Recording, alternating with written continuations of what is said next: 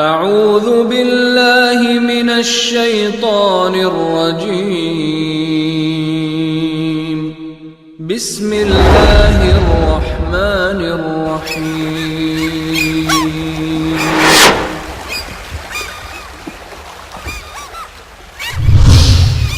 كنتم خير أمة أخرجت للناس تأمرون بالمعروف وتنهون عن المنكر وتؤمنون بالله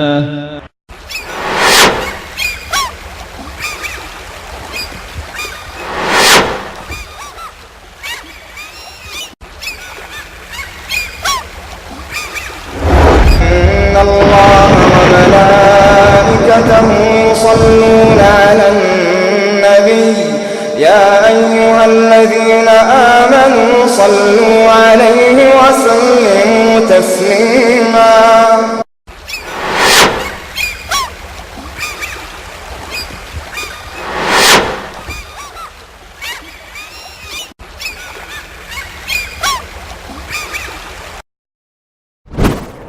آپ صلی اللہ علیہ وسلم پھر غار حرا واپس آ گئے. اعتکاف کی مدت کو پوری کر کے آپ صلی اللہ علیہ وسلم واپس جا رہے تھے. وادی میں تھے کہ آپ کو ایک آواز سنائی دی. جب آپ صلی اللہ علیہ وسلم نے اپنی نظر مبارک آسمان کی طرف اٹھائی تو وہی فرشتہ نظر آیا جو فرشتہ آپ کو غار حرا میں ملا تھا.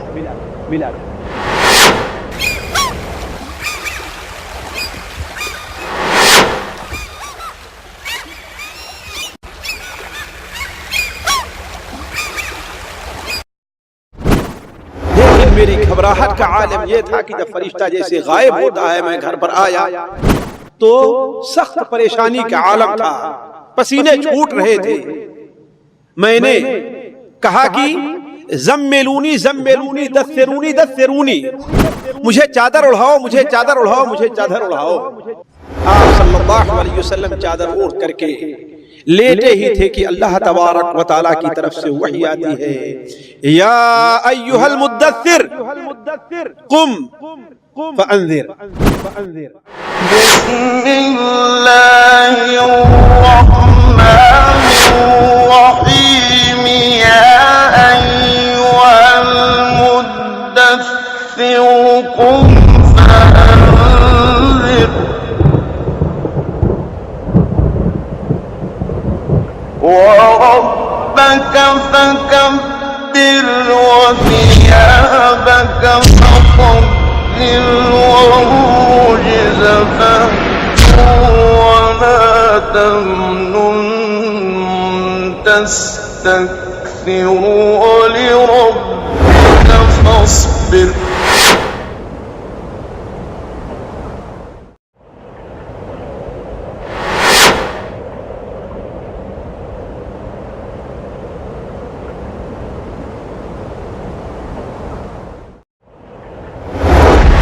الرحمن الرحیم الحمد للہ رب العالمین الرحمن الرحیم مالک یوم الدین ونشهد ان لا الہ الا اللہ ونشهد ان سیدنا ومولانا محمدا عبده ورسوله ارسله الى الناس کافة بشیرا ونذیرا. اما بعد فإن خیر الحدیث کتاب اللہ وخير الهدي هدي محمد صلى الله عليه وسلم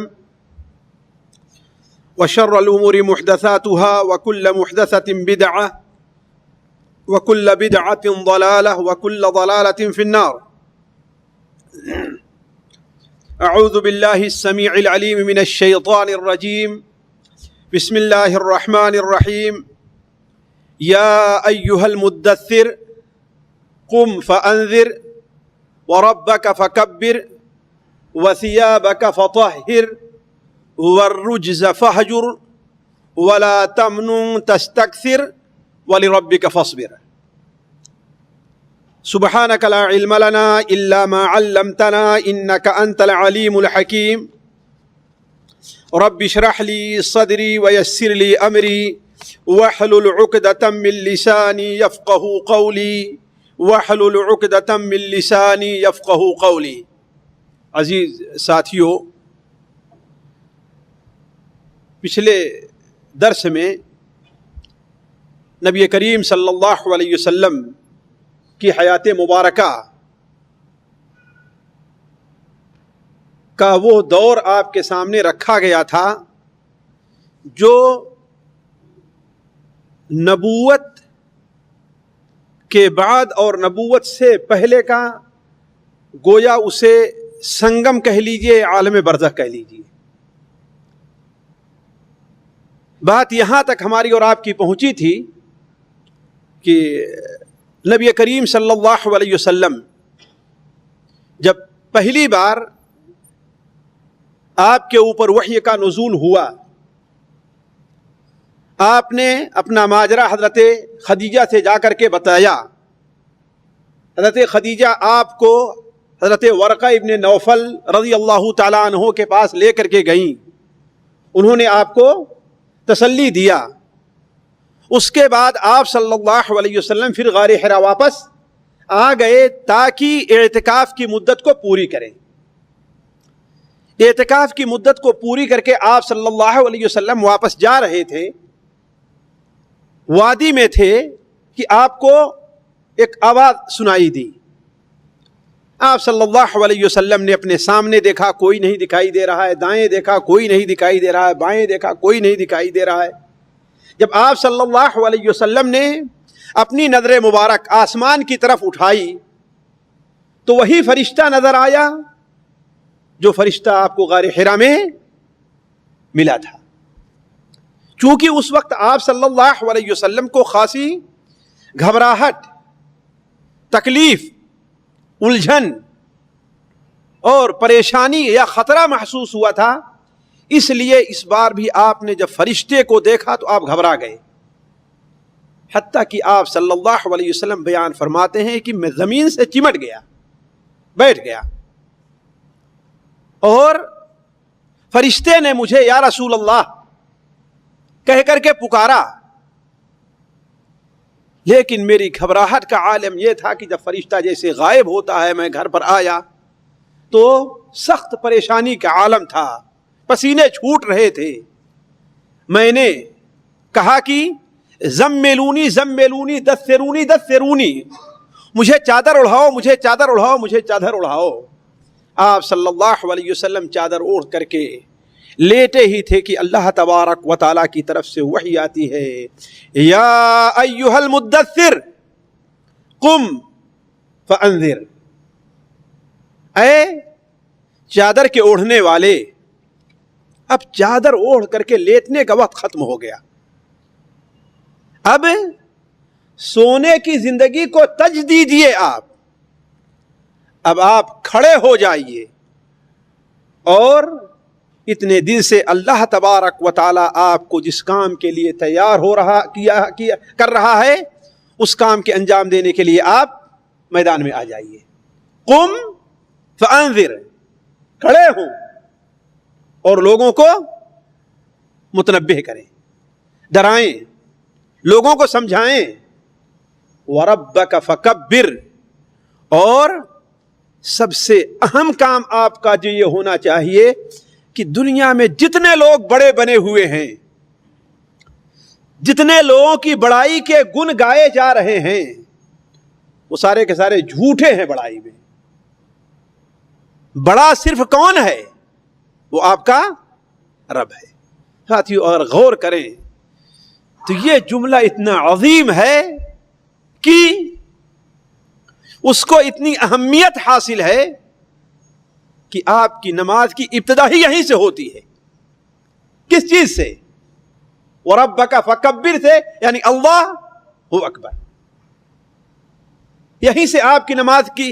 اور ذرا غور کریں اس کلمے کی. میں یہ ایک خارجی بات سیرت نبی سے الگ ہو کر کے آ گئی رہی ہے، میں ایسی باتیں نہیں چھیڑنا چاہتا، لیکن ذہن میں آ گئی ہے کہ ذرا دیکھیں کہ اللہ کی بڑائی کا یہ اہتمام ہے کہ نبی کریم صلی اللہ علیہ وسلم اپنی زندگی میں سفر میں جاتے رہتے تھے. اگر کسی اونچی جگہ پر آپ کو چڑھنا ہوتا تھا تو آپ کیا فرماتے تھے؟ جی اللہ اکبر ہے. کہ یہ پہاڑ دیکھنے میں اگرچہ بہت بڑا اور اونچا لگ رہا ہے، لیکن اس سے بھی بڑی اور اونچی کوئی ذات ہے، وہ کون ہے؟ اللہ اکبر۔ تو وَرَبَّكَ فَكَبِّرْ وَثِيَابَكَ فَطَهِّرْ، اپنے کپڑے کو، اپنے ظاہر اور باطن کو پاک اور صاف کیجئے۔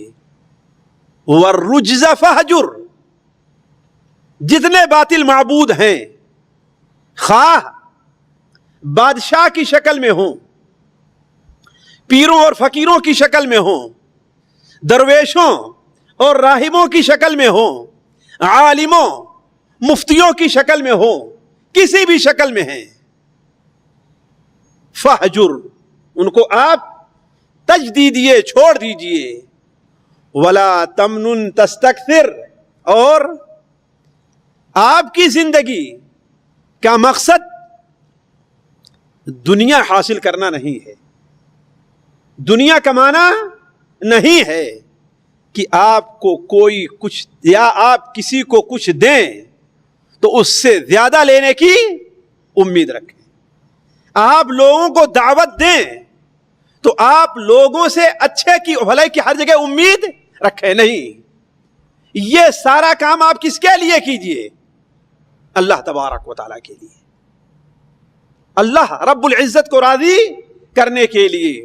اور یہ بھی سمجھ لیجئے کہ یہ کام بڑا بھاری ہے، بڑا مشکل ہے، بڑے دل گردے کا کام ہے، تبھی تو آپ کے سینے کو چاک کر کے اس میں سے جو کمزوری کا سبب بننے والی چیزیں ہیں، شیطان کا وسوسہ بننے والی چیزیں ہیں، ان کو نکال کر کے زمزم کے پانی سے آپ کے سینے کو، آپ کے دل کو دھولا گیا ہے۔ لہذا وَلِرَبِّكَ فَاصْبِرْ، آپ جو کام کر رہے ہیں اس سلسلے میں جو رکاوٹیں آئیں، جو پریشانیاں آئیں، جن مشکلات کا سامنا کرنا پڑے، اب آپ کو بیٹھنا نہیں ہے، آپ کو صبر سے کام لینا ہے۔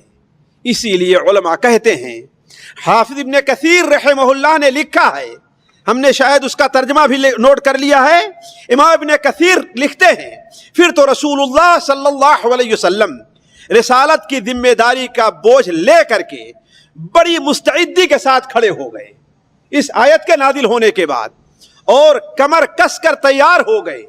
چنانچہ قریب و بعید، آزاد و غلام، ہر ایک کو دین کی دعوت دی۔ پھر جو لوگ صاحب عقل و فہم اور نیک بخت تھے انہوں نے آپ کی دعوت کو قبول کیا، اور جو لوگ متکبر ضدی قسم کے تھے انہوں نے آپ کی مخالفت کی۔ تو ساتھیوں، میں عرض کر رہا تھا کہ آپ صلی اللہ علیہ وسلم پر وحی کا اس طریقے سے نزول ہوا۔ میں آگے بڑھنے سے پہلے آپ کے سامنے جو آپ کی سیرت ہی سے متعلق، آپ لوگوں کے سامنے جو آپ صلی اللہ علیہ وسلم کی سیرت ہی سے متعلق ہے، چند باتیں اس سلسلے میں رکھ دوں کہ وحی جو آپ صلی اللہ علیہ وسلم پر آیا کرتی تھی، اس لیے کہ آپ لوگ ابھی سنے ہیں، دیکھے ہیں کہ نبی کریم صلی اللہ علیہ وسلم کس قدر پریشان ہو گئے، حتیٰ کہ آپ صلی اللہ علیہ وسلم نے حضرت خدیجہ سے یہاں تک فرمایا کہ مجھے اپنی جان کا خطرہ ہے۔ سنا ہے نا آپ لوگوں نے، مجھے اپنی جان کا خطرہ ہے۔ آخر کیوں؟ وہی اللہ کی نعمت ہے، وہی اللہ کی دین ہے، لیکن اس قدر خطرہ کیوں؟ ساتھیوں، دنیا کے لحاظ سے بھی دیکھیں، بسا اوقات کوئی چیز انسان کو بڑی محبوب ہوتی ہے، لیکن اس کے حاصل کرنے میں کس قدر پریشانی اٹھانی پڑتی۔ گستاخی معاف، اگر میری زبان سے کوئی ایسی مثال ادا ہو رہی ہے جو غیر مناسب ہے تو دور اور نزدیک بیٹھ کر سننے والے لوگوں سے معذرت ہے۔ ایک بچے کی پیدائش کے وقت والدہ کس قدر تکلیف ہوتی ہے، بلکہ حمل کی مدت سے اسے کتنی پریشانیاں اٹھانی پڑتی ہیں وہ وہی جانتی ہے۔ حملت امہ، ہاں قاری صاحب، کرہا ووضعتہ کرہا، ہے کہ نہیں ہے؟ لیکن اس بچے کی آمد پر ماں کو خوشی ہوتی ہے کہ نہیں خوشی ہوتی؟ اسے خوشی حاصل ہوتی نہیں، خوشی نہیں حاصل ہوتی۔ تو یہ نہیں کہ آپ صلی اللہ علیہ وسلم کو جو تکلیف تھی اس کے بعد جو چیز ملنے والی ہے وہ آپ کے لیے باعث خوشی نہیں تھی، پوری دنیا کے لیے وہ خوشی کا سبب ہے۔ تو آپ کے سامنے یہ عرض کر دوں کہ وہی آپ صلی اللہ علیہ وسلم کے پاس آیا کرتی تھی تو اس کی کیا شکلیں ہوا کرتی تھی۔ علماء نے اس کی 6-7 شکلیں قرآن اور حدیث پر نظر رکھ کر کے بتلائی ہیں اور لکھی ہیں۔ عام سیرت نگاروں کے ہاں آپ یہ چیز پائیں گے، اور میری معلومات تک سب سے بہترین انداز میں اور اچھی تفصیل کے ساتھ جتنے ذکر کیا ہے وہ امام القیم رحمہ اللہ اپنی کتاب زاد المعاد فی ہدی خیر العباد، جس کتاب جیسی کوئی کتاب سیرت پر آج تک نہ لکھی گئی ہے نہ اس سے پہلے کوئی کتاب لکھی گئی تھی۔ زاد المعاد فی ہدی خیر العباد، اس کتاب کے اندر امام ابن کثیر رحمہ اللہ لکھتے ہیں کہ نبی کریم صلی اللہ علیہ وسلم پر وحی آنے کی مختلف کیفیات ہوا کرتی تھی۔ ایک کیفیت تو جو سب سے آسان تھی وہ خواب کی تھی، وہ خواب کی تھی، جس سے آپ کی نبوت کے آثار ظاہر ہونا شروع ہوئے تھے۔ اس لیے کہ انبیاء علیہم السلام کو بسا اوقات وحی خواب میں آیا کرتی ہے۔ دوسری صورت جو اسی طریقے سے آسان تھی لیکن کبھی کبھی وہ صورت بڑی پریشانی کی بن جایا کرتی تھی۔ ساتھیو، اللہ تعالیٰ نے قرآن مجید کو انا سنلقی علیک قولا ثقیلا کہا۔ کیا فرمائے؟ انا سنلقی علیک قولا ثقیلا، ہم آپ کے اوپر ایک بھاری بات نازل کرنے والے ہیں۔ علماء کہتے ہیں قولا ثقیلا کا معنی 2 ہے، وہ چیز نزول کے لحاظ سے بھی بھاری ہے اور عمل کے لحاظ سے بھی بھاری ہے۔ انا سنلقی علیک قولا ثقیلا، اسی لیے مسند احمد کے اندر ایک روایت ہے کہ آپ صلی اللہ علیہ وسلم سے کسی نے پوچھا کہ کیا جب وحی آتی ہے تو آپ اسے محسوس کرتے ہیں؟ آپ کو محسوس ہوتا ہے کہ وحی آ رہی ہے؟ آپ صلی اللہ علیہ وسلم نے ارشاد فرمایا کہ ہاں، میں اس کو سنتا بھی ہوں۔ پھر خود دیر خاموش رہے اور اس کے بعد آپ نے فرمایا کہ بسا اوقات میرے اوپر وحی آئی ہے تو مجھے اتنی تکلیف محسوس ہوئی ہے، میں سمجھ رہا تھا کہ میری روح نکل جائے گی، اس کے ساتھ میری جان اس کے ساتھ ساتھ نکل جائے گی۔ تو وحی عرض میں کر رہا تھا کہ پہلا طریقہ کیا ہے وحی آنے کا؟ خواب۔ دوسرا طریقہ یہ ہے کہ حضرت جبرائیل امین علیہ السلام آپ کے دل میں کوئی بات ڈال دیا کرتے تھے۔ نزل بہر روح الامین علی قلبک لتکون من المنذرین، وہ حدیث جو مستدرک حاکم وغیرہ میں ہے اور آپ لوگ بار بار وہ سنتے آئے ہیں کہ آپ صلی اللہ علیہ وسلم نے ارشاد فرمایا ان روح القدس نفث فی روعی، روح القدس نے میرے دل میں ابھی یہ بات ڈالی ہے کہ کوئی بھی انسان اس وقت تک اس دنیا سے نہیں جائے گا یہاں تک اپنی روزی پوری کر لے۔ تیسرا طریقہ وہی یہ تھا کہ فرشتہ آدمی کی شکل میں آیا کرتا تھا، اور عام طور پر فرشتہ ایک صحابی تھے دحیہ کلبی، عام طور پر ان کی شکل میں آیا کرتا تھا، اور بسا اوقات اس حالت میں فرشتے کو صحابہ کرام بھی دیکھا کرتے تھے، صحابہ کرام بھی دیکھ لیا کرتے تھے، جیسا کہ حدیث جبرائیل بڑی مشہور ہے، آپ لوگوں نے سنا ہے، ایک انسان کی شکل میں آیا۔ اسی طرح سے نبی کریم صلی اللہ علیہ وسلم کے پاس ایک بار حضرت جبرائیل تشریف لے آئے اور حضرت عائشہ دور سے دیکھ رہی تھی، تو حضرت عائشہ نے جب آپ سے ذکر کیا تو آپ نے کہا کیا تم نے دیکھا ہے؟ ان کو دیکھا ہے تم نے؟ کہا کہ ہاں، کہا کہ وہ جبرائیل ہے اور تمہیں سلام کہہ رہے ہیں، وہ جبرائیل ہے اور تمہیں سلام کہہ رہے ہیں۔ تو حضرت جبرائیل بسا اوقات کیا ہے، فرشتے کی شکل میں آتے تھے اور عام انسانوں کے طریقے سے گفتگو کیا کرتے تھے۔ اور آپ صلی اللہ علیہ وسلم پر جو سب سے مشکل طریقہ وحی کا تھا، سب سے بھاری تھا، وہ تھا گھنٹی کے ٹنٹنانے کی آواز شروع ہوتی تھی۔ آپ بیٹھے ہوئے ہیں، آپ محسوس کرتے تھے کہ گھنٹی کے ٹنٹنانے کی آواز آپ کے کان میں پڑ رہی ہے، اور پھر آپ پر ایک کیفیت طاری ہوتی تھی گویا آپ اس دنیا سے غائب ہیں اور آپ کا تعلق ملائے اعلیٰ سے جڑا ہوا ہے۔ ساتھیوں یہ صورت کبھی کبھار اس قدر سخت ہوا کرتی تھی، سخت سردی کے زمانے میں بھی آپ صلی اللہ علیہ وسلم کی پیشانی پر پسینہ آ جایا کرتا تھا۔ ایک راوی حضرت عبادہ رضی اللہ تعالی عنہ ہیں، صحیح مسلم شریف میں ان کی روایت ہے، وہ بیان کرتے ہیں کہ اللہ کے رسول صلی اللہ علیہ وسلم پر جب وحی نازل ہوتی تھی تو کرب لذالک، اللہ کے رسول اس کی وجہ سے پریشان ہو جایا کرتے تھے، وتربد وجہہ، اور آپ کا چہرہ بدل جایا کرتا تھا۔ آپ کا چہرہ یعنی آپ کے چہرے پر گویا گھبراہٹ طاری ہو جایا کرتی تھی۔ اسی لیے ایک بار حضرت حارث ابن ہشام ایک صحابی ہے، انہوں نے کہا اے اللہ کے رسول صلی اللہ علیہ وسلم آپ کے اوپر وحی کس طرح سے آتی ہے؟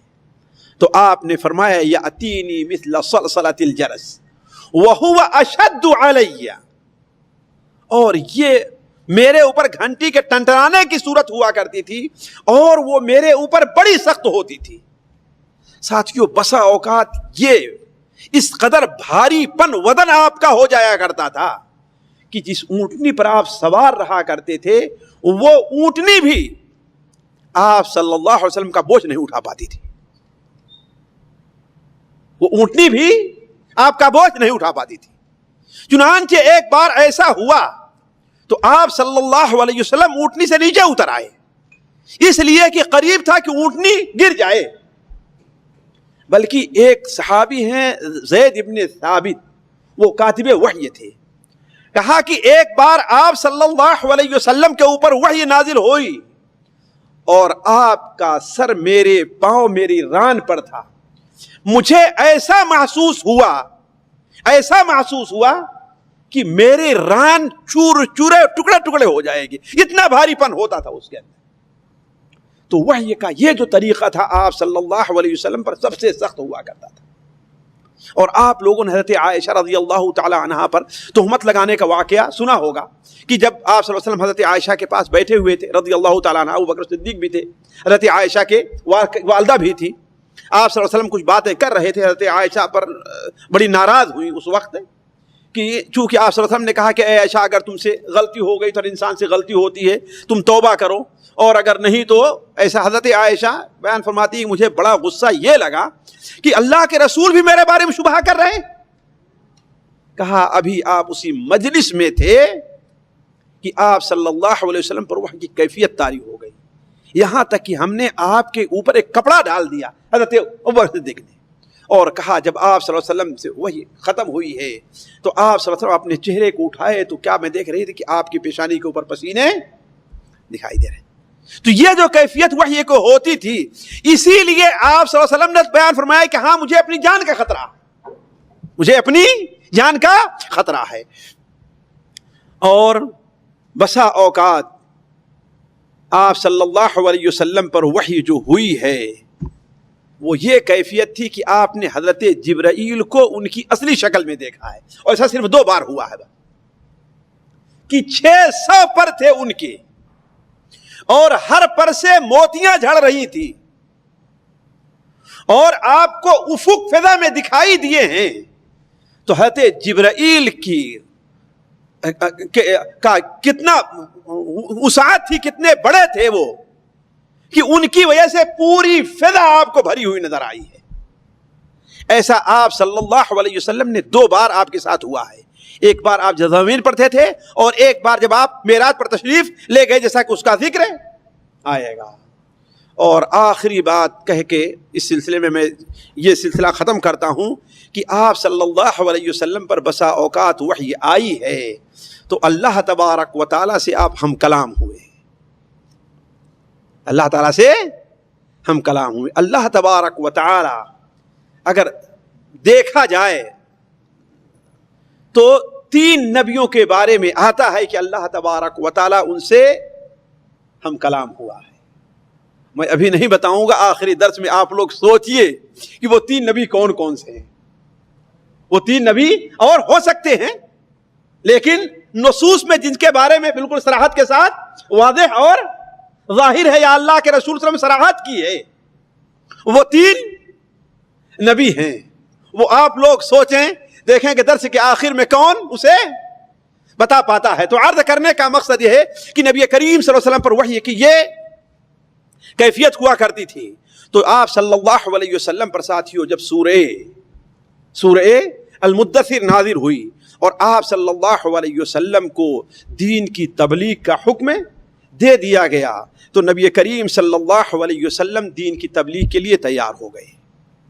سب سے پہلے آپ صلی اللہ علیہ وسلم کو دین کی تبلیغ کا حکم تھا، لیکن جماعت پورے مجمع میں لوگوں کی بھیڑوں میں جا کر کے، گلی اور کوچوں میں جا کر کے دین کے اعلان کا، تبلیغ کا ابھی تک حکم نہیں ہوا تھا. اس لیے کسی بھی چیز کے لیے، بڑے کام کے لیے، اس کے لیے اولاً دیکھنا پڑتا ہے کہ ماحول کیسا ہے، راستے کیسے ہموار ہو سکتے ہیں. اگر ایک بارگی کوئی چیز شروع ہو جائے تو فوراً اس کی مخالفت شروع ہو جائے گی. اس لیے اللہ تبارک و تعالیٰ نے آپ صلی اللہ علیہ وسلم کو حکم دیا کہ آپ صلی اللہ علیہ وسلم اپنی دعوت کی ابتدا تو کریں، لیکن پس پردہ ہونا چاہیے. پس پردہ ہونا چاہیے. پس پردہ کا یہ معنی نہیں ہے کہ نبی کریم صلی اللہ علیہ وسلم یا آپ کے بعد صحابہ اپنے دین کا اظہار نہیں کرتے تھے، یہ بات نہیں ہے. نہیں، آپ صلی اللہ علیہ وسلم اپنے دین کا اظہار کرتے تھے، دین کا اظہار کرتے تھے.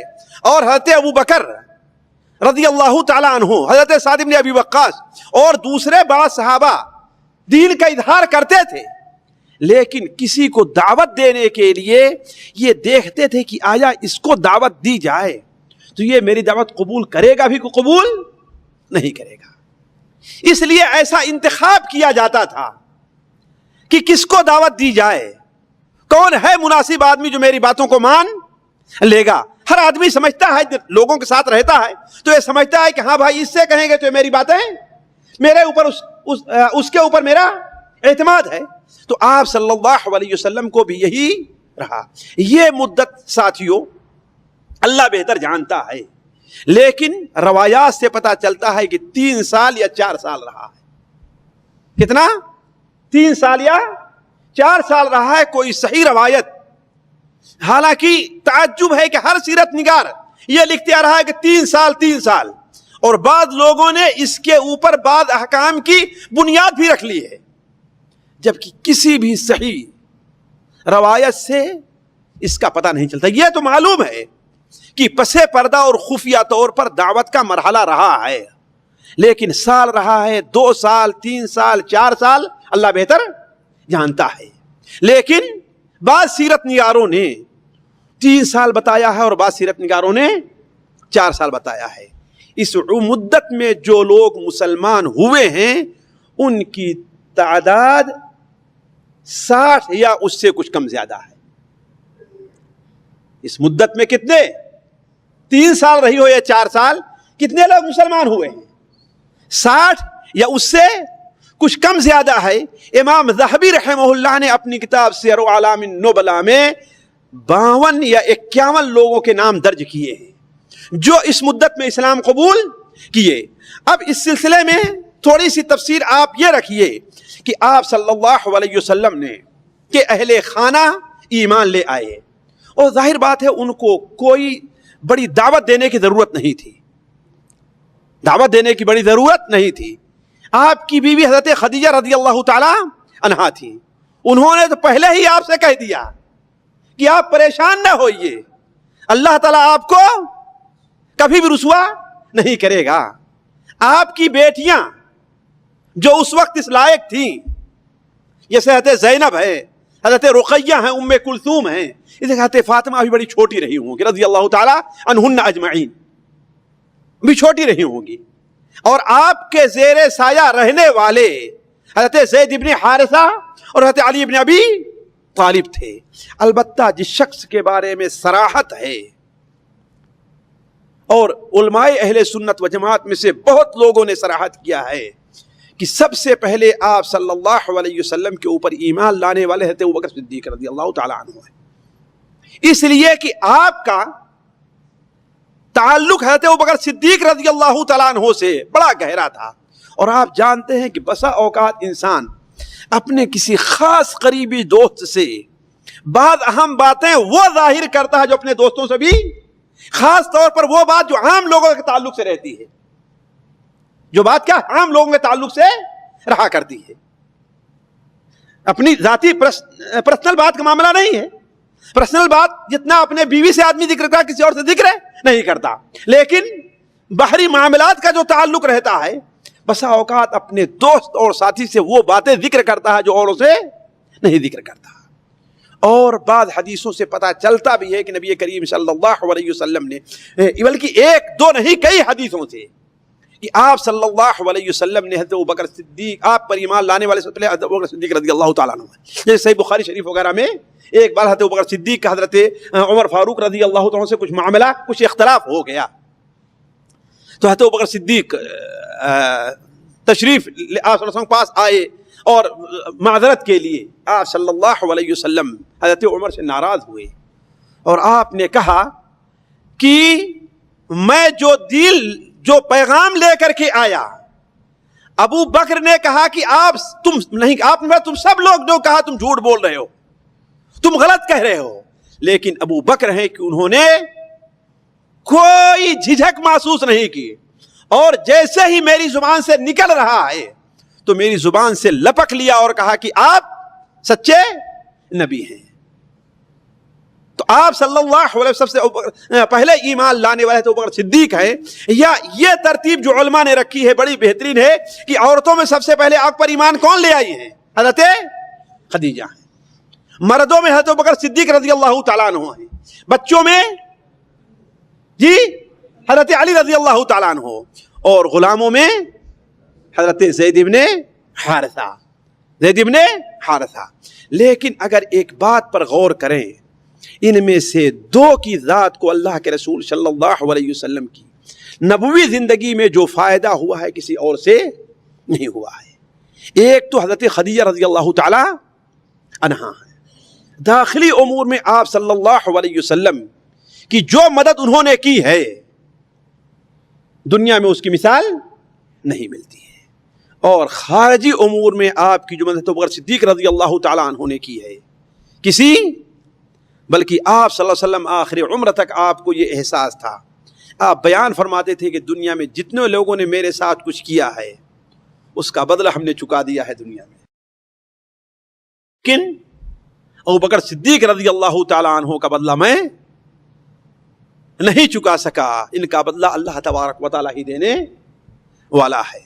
واللہ یہیں سے سوچئے اس قوم کی، اس جماعت کی کس قدر بدبختی ہے، کس قدر ان کی نحوست ہے، جو حضرت ابوبکر صدیق رضی اللہ تعالیٰ عنہ جیسے لوگوں کو گالیاں اور برا بھلا کہا کرتے ہیں. خیر یہ بات کی بات ہے تو میں عرض کر رہا تھا کہ اللہ کے رسول صلی اللہ علیہ وسلم کے اوپر سب سے پہلے ایمان لانے والے حضرت ابو بکر صدیق رضی اللہ تعالیٰ عنہ ہیں. اور ساتھیوں ایمان ہی نہیں لے آئے، یہ کوئی تعجب کی بات نہیں ہے. ایمان لانے کے بعد اپنی جان اور اپنا مال سارا کا سارا وقف کر دیا. کس کے لیے؟ دین اسلام کے لیے وقف کر دیا ہے. صاحب ثروت تھے، مالدار تھے. حضرت ابوبکر صدیق رضی اللہ تعالیٰ عنہ تاجر تھے، غریبوں اور مسکینوں کی مدد کرتے تھے. اور بات دوسری طرف نہ جائے، آپ ذرا غور کریں، حضرت خدیجہ رضی اللہ تعالی عنہا نے آپ صلی اللہ علیہ وسلم کے بارے میں کیا کہا تھا کہ آپ سچ بولتے ہیں، غریبوں کی مدد کرتے ہیں، یتیموں بیواؤں کا بوجھ اٹھاتے ہیں. یہ ساری ان کی تعریف کی تھی نہیں تعریف کی تھی. اور حضرت ابوبکر صدیق رضی اللہ عنہ جب ہجرت پر جانے لگے، آپ صلی اللہ علیہ وسلم کی ہجرت سے پہلے ہجرت پر جب جانا چاہے تو ابن الدغنہ راستے میں آپ سے ملا. کہا کہاں جا رہے ہو؟ کہا کہ مکہ کے لوگوں نے مجھے اللہ کے دین پر عمل کرنے نہیں دیتے مکہ کے لوگ، لہذا میں اللہ کی زمین میں کہیں جا کر کے اللہ کے دین پر عمل کرتا ہوں. تو ابن الدغنہ نے کیا کہا تھا؟ کہا آپ جیسا آدمی کسی شہر سے نکالا جائے تو یہ شہر والوں کی بدبختی ہے. اور پوری وہی صفاتیں بیان کی حضرت ابوبکر صدیق کی جو حضرت خدیجہ نے اللہ کے رسول صلی اللہ علیہ وسلم کی بیان کی تھی. غریبوں کی مدد کرنا، مسکینوں اور بیواؤں کی خبرگیری کرنا، مصیبت اور پریشانی کے وقت میں لوگوں کی مدد کرنا اور سچ بولنا. ذرا آپ غور کریں گے تو جو صفاتیں اللہ تبارک اللہ فطری طور پر اللہ کے رسول صلی اللہ علیہ وسلم کے اندر پائی جاتی تھیں وہی صفاتیں حضرت ابوبکر صدیق کے اندر بھی موجود تھی. تو ابوبکر صدیق یہ تعجب نہیں کہ پہلے ایمان لے آئے، نہیں، تعجب اور یہ ہے کہ حضرت عمر صدیق رضی اللہ تعالی عنہ، میری گھڑی کہاں ہے، حضرت عمر صدیق رضی اللہ تعالی عنہ ایمان لانے کے بعد اپنی ساری زندگی دین کے لیے وقف کر دی. بلکہ آپ تعجب کریں گے کہ جو لوگ پس پردہ دعوت کے اندر ایمان قبول کیے ہیں ان میں زیادہ تر لوگ حضرت عمر صدیق کی دعوت پر ایمان لے آئے ہیں. حضرت عمر صدیق کی خصوصاً 10 مبشرہ میں سے جو لوگ تھے، حضرت عمر صدیق سب سے پہلے حضرت عثمان غنی رضی اللہ تعالیٰ عنہ کے پاس گئے. ابھی پس پردہ دعوت کا معاملہ تھا، ان کے سامنے پیش کیا، وہ مسلمان ہو گئے. حضرت عبد الرحمن ابن عوف کے پاس گئے، ان کے اوپر دعوت پیش کی، وہ مسلمان ہو گئے. حضرت طلحہ ابن عبید اللہ کے پاس گئے، ان کے سامنے دعوت پیش کی، وہ مسلمان ہو گئے. حضرت سعد ابن ابی وقاص کے اوپر دعوت پیش کی، وہ مسلمان ہو گئے. عبد الرحمن ابن عوف کے اوپر دعوت پیش کی، وہ مسلمان ہو گئے. مصعب ابن عمیر کے اوپر دعوت پیش کی، وہ مسلمان ہو گئے. یہ سارے کے سارے لوگ کس سے مسلمان ہوئے ہیں؟ حضرت عمر صدیق رضی اللہ تعالی عنہ کی دعوت پر مسلمان ہوئے ہیں. اور آگے سیرت کے درمیان بیان آتا رہے گا کہ کس طریقے سے حضرت عمر صدیق رضی اللہ تعالی عنہ نے آپ صلی اللہ علیہ وسلم کی مدد اپنی جان اور مال سے کی. تو عرض کرنے کا مقصد ہے کہ حضرت عمر صدیق مسلمان ہوئے اور دعوت کا کام کرنا شروع کر دیا، اور ان کی دعوت سے لوگ اسلام کے اندر داخل ہونا شروع ہو گئے. اور ابھی جن کا ہم نے نام لیا، مصعب بن عمیر کے علاوہ وہ 5 یا 6 آدمی وہ تھے جنہیں 10 مبشرہ میں جن کا شمار ہے کہ دنیا ہی میں اللہ کے رسول صلی اللہ علیہ وسلم انہیں جنت کی خوشخبری دے دی تھی. وہ سارے لوگ مسلمان ہوئے. حضرت ابوبکر صدیق رضی اللہ تعالی عنہ کا گھرانہ بھی مسلمان ہو گیا. حضرت عائشہ بیان فرماتی ہیں کہ جب سے ہم نے آنکھ کھولی ہے اپنے ماں باپ کو ہم نے دین اسلام پر، اپنے گھر کو ہم نے دین اسلام کے اوپر پایا ہے. تو عرض کرنے کا مقصد اس مرحلے کے اندر اللہ کے رسول صلی اللہ علیہ وسلم، ذرا ایک چیز اور غور کریں، آپ صلی اللہ علیہ وسلم نے اس مرحلے میں صرف اپنے خاندان کے لوگوں کو دعوت نہیں دی ہے، نہیں، جس کے اندر آپ نے یہ خوبی سمجھی یا حضرت ابوبکر نے یہ خوبی سمجھی کہ اس کے سامنے اسلام پیش کیا جائے گا تو وہ مسلمان ہو جائے گا، وہ چاہے قریش سے تعلق رکھتا ہو یا قریش کے باہر کا ہے، بنو ہاشم سے ہو یا بنو ہاشم سے الگ ہو. مثال کے طور حضرت عمر صدیق بنو تیم کے تھے، یہ قریشی ہی. حضرت عبد الرحمن حضرت سعد زہری تھے. تو اس طریقے سے جو لوگ اسلام قبول کیے ہیں وہ کسی ایک مذہب یا ایک خاندان یا ایک قبیلے کے نہیں تھے، بلکہ اسلام قبول کرنے میں اسی مرحلہ میں حضرت عبداللہ بن مسعود رضی اللہ تعالیٰ عنہ تھے جو قبیلے حذیل سے تعلق رکھتے تھے، جس خاندان کی آپ صلی اللہ علیہ وسلم کی رضاعی ماں حضرت حلیمہ سعدیہ تھی. وہ اپنا قصہ بیان کرتے ہیں جیسا کہ مسند احمد میں ہے کہ میں ایسے چڑھتا جوان یا فعن یعنی وہ جو ابھی جوانی کے مرحلے میں قدم رکھ رہا ہے، 14 سال 15 سال تھا، اور میں مکے کے اندر عقبہ ابن معیط کی بکریاں چلایا کرتا تھا. عقبہ ابن معیط کی بکریاں چلایا کرتا تھا. تو ایک بار ایسا ہوا کہ اللہ کے رسول صلی اللہ علیہ وسلم حضرت عمر صدیق یہ دونوں اپنی قوم سے چھپ کر کے نکلے تھے، کہیں جا رہے تھے، چھپ کر کے نکلے اور کہیں جا رہے تھے. جب میرے پاس پہنچے تو حضرت ابوبکر نے کہا کہ تمہارے پاس کوئی بکری ہے جس کا کوئی دودھ ہے، اس کا دودھ ہمیں پینے کو ملے. حضرت عبداللہ بن مسعود نے کہا کہ دودھ والی بکریاں تو ہیں لیکن یہ میری اپنی بکریاں نہیں ہیں. دیکھیے جہالت، شرک پر تھے لیکن امانت داری پائی جاتی تھی. کیا کہا کہ یہ میری بکریاں نہیں ہیں، میں دوسرے کی بکریاں چرا رہا ہوں، میں کسی بکری کا دودھ آپ کو کیسے دے سکتا ہوں. آپ صلی اللہ علیہ وسلم خاموش ہو گئے. پھر حضرت آپ صلی اللہ علیہ وسلم فرمایا کیا کوئی ایسی بکری ہے تمہارے پاس کہ جس کے اوپر نر بکرا ابھی اسے جوڑا نہ کھلایا ہو؟ کوئی ایسی بکری ہے؟ کہا کہ ہاں ایسی بکری تو ہے. جدعا کا لفظ آیا ہوا ہے. عام طور پر 6 مہینے 7 مہینے جو بکری کا بچہ بھیڑ کا خاتون بکرا ہوا کرتا ہے وہ تھا. کہا کہ ہے، کہا اسے لے آؤ. حضرت عبداللہ بن مسعود کہتے ہیں کہ ہم نے پیش کر دیا. آپ صلی اللہ علیہ وسلم اس کے چھاتی تھن کے پاس بیٹھ گئے. آپ صلی اللہ علیہ وسلم کچھ پڑھ کر کے اس پر دم کیا. کہا میرے دیکھتے ہی دیکھتے کیا دیکھتا ہوں کہ اس کے تھن دودھ سے بھر آئے. حضرت ابوبکر صدیق رضی اللہ عنہ کوئی برتن نہیں تھا، ایک پتھر لے آئے جس میں تھوڑا سا گہرا پن تھا، اسے صاف کیا، اس میں دودھ دہا. آپ صلی اللہ علیہ وسلم نے دودھ پیا، حضرت ابوبکر صدیق نے دودھ پیا، اور حضرت عبداللہ بن مسعود رضی اللہ تعالیٰ عنہ انہیں بھی دودھ پلائے. دودھ پلانے کے بعد یہ ماجرا حضرت عبداللہ بن مسعود دیکھ رہے ہیں کہ یہ پہلی بار یہ چیزیں دکھائی دے رہی ہیں، یہ ماجرا میرے سامنے آ رہا ہے. پھر اس کے بعد آپ صلی اللہ علیہ وسلم نے اس تھن پر اپنا ہاتھ رکھا اور کہا اقلسی، سکڑ جا، جیسے پہلے تھی ویسے پھر ہو جا. کہا کہ پھر وہ تھن ویسے ہی برابر ہو گیا.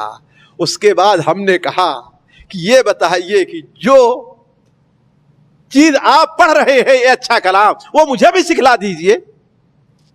آپ جو چیز پڑھ رہے ہیں وہ مجھے بھی سکھلا دیجئے. آپ صلی اللہ علیہ وسلم نے ان پر اپنی دعوت پیش کی اور وہ مسلمان ہو گئے. وہ مسلمان ہو گئے. وہ بیان کرتے ہیں کہ نبی کریم صلی اللہ علیہ وسلم کے دہن مبارک سے ہم نے 70 سورتیں یاد کی ہیں. کتنا؟ 70 سورتیں یاد کی ہیں جو میرے ساتھ کوئی اور نہیں تھا، میں اکیلے آپ کے پاس بیٹھ کر کے پڑھا کرتا تھا. تو عرض کرنے کا مقصد اس درمیان میں کچھ ایسے لوگ بھی مسلمان ہوئے جو کیا تھے. اچھا ایک بات میرے ذہن سے نکل گئی، میں آپ کے سامنے رکھ دوں، اور لیکن مجھے یاد نہیں ہے کسی سیرت نگار نے یہ بات لکھی ہے. اگر میرا اپنا اندازہ صحیح ہے تو ٹھیک. یہی ایام تھے آپ کو نبوت مل چکی تھی. آگے بڑھنے سے پہلے آپ صلی اللہ علیہ وسلم کو نبوت مل چکی تھی کہ آپ صفا پہاڑی پر حضرت جبرائیل کے ساتھ بیٹھے ہوئے تھے. جبرائیل کے پاس ساتھ بیٹھے ہوئے تھے کہ آسمان سے ایک فرشتہ آتا ہے اور آپ سے سلام کرتا ہے. حضرت جبرائیل علیہ السلام نے کہا کہ یہ وہ فرشتہ ہے کہ جو آج سے پہلے کبھی بھی زمین پر نہیں آیا ہے. یہ وہ فرشتہ ہے جو آج سے پہلے کبھی زمین پر نہیں آیا ہے. یہ فرشتہ آپ سے آ کر کے سلام کر رہا ہے اور اللہ تبارک و تعالیٰ کا پیغام یہ پہنچا رہا ہے کہ یہ بتائیے آپ نبی و رسول اور اللہ کے عام بندے رہیں گے یا بادشاہ اور نبی رہیں گے. اس لیے کہ اللہ تعالیٰ کے جو انبیاء تھے ان میں کچھ صرف اللہ کے نبی اور رسول تھے اور کچھ بادشاہ بھی تھے اور نبی اور رسول بھی تھے. مثال کے طور پر کون تھا جو بادشاہ بھی تھا اور نبی اور رسول بھی تھا؟ جی بتائیں. حضرت سلیمان اور ان کے والد داؤد کو کیوں بھول گئے آپ؟ حضرت داؤد علیہ السلام ہے نا. یہ ملک بھی تھے، بادشاہ بھی تھے اور نبی و رسول بھی تھے.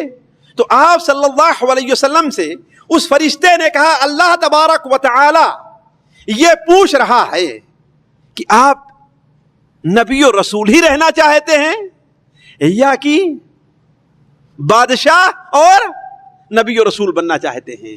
آپ صلی اللہ علیہ وسلم غور میں تھے، سوچ رہے تھے. حضرت جبرائیل کی طرف آپ نے دیکھا کہ آپ کیا مشورہ دے رہے ہیں. تو حضرت جبرائیل نے کہا کہ تواضع سے کام لیجئے. کس سے کام لیجئے؟ آپ تواضع سے کام لیجئے. یعنی آپ نبی اور رسول اللہ کے بندے رہیے، نبی اور رسول کے ساتھ ساتھ ملک اور بادشاہ نہ بنیے. تو آپ صلی اللہ علیہ وسلم کو یہ اختیار دیا گیا ابتدائی نبوت میں. جیسا کہ بعض روایت میں کوہ صفا کے اوپر آپ تھے کہ آپ کیا بننا چاہتے ہیں؟ نبی اور رسول کے ساتھ بادشاہ بھی بننا چاہتے ہیں، حاکم بھی بننا چاہتے ہیں. جبکہ اس میں کوئی شک نہیں کہ آپ صلی اللہ علیہ وسلم نے بادشاہت کی، حکومت کی. بادشاہ نہ کہیے، آپ نے حکومت کی، لیکن ایک بادشاہ کے طریقے سے نہیں کہ بادشاہ کو جو عرش رہا کرتا ہے. جیسے ظاہر بات بادشاہت کے کچھ لوازمات ہیں نا، عرش چاہیے، تخت چاہیے بیٹھنے کے لیے، یہ آپ کے پاس نہیں تھا. آپ زمین میں سویا کرتے تھے، حتیٰ کہ چٹائی کی تیلیوں کا نشان آپ کے جسم مبارک پر پڑ جایا کرتا تھا. تو آپ صلی اللہ علیہ وسلم کو یہ اختیار انہی دنوں میں دیا گیا. تو خیر، بات میں یہ کر رہا تھا کہ اس درمیان میں حضرت عبداللہ بن مسعود اور بھی بہت سے لوگ مسلمان ہوئے. البتہ مسلمان ہونے میں زیادہ تر بلکہ سارے لوگ کون تھے؟ ایک چیز یہاں پر ذکر کر دیں، کون سے لوگ تھے جی؟ عام طور پر ہمارے یہاں کہتے ہیں کہ وہ لوگ نیچے طبقے، ذلیل لوگ تھے. حالانکہ میں سمجھتا ہوں کہ یہ تعبیر صحیح نہیں ہے. ذلیل، نیچے خاندان، نیچے طبقہ، یہ تعبیر صحیح نہیں ہے. اور حافظ ابن حجر رحمہ اللہ نے اس طرف اشارہ کیا ہے. حافظ ابن حجر نے اس طرف اشارہ کیا ہے کہ وہاں جو ہے ضعفاء کا لفظ آیا ہوا ہے، کمزور کا. کیا ہے؟ ضعفاء کا لفظ آیا ہے. اس سے کون سے لوگ مراد ہیں؟ کہا یہ وہ لوگ مراد ہیں جن کے پاس یہ نہیں کہ خاندانی طور پر، علمی طور پر، ماحول کے طور پر وہ لوگ نیچے خاندان کے اور کمزور ہیں، نہیں، اعلی خاندان کے ہیں، لیکن وہ سیدھے سادھے لوگ. ان کو حکومت سے، ان کو سردار بننے سے، ان کو کرسی سے کوئی سروکار نہیں ہے. سیدھے سادھے سے لوگ ہیں.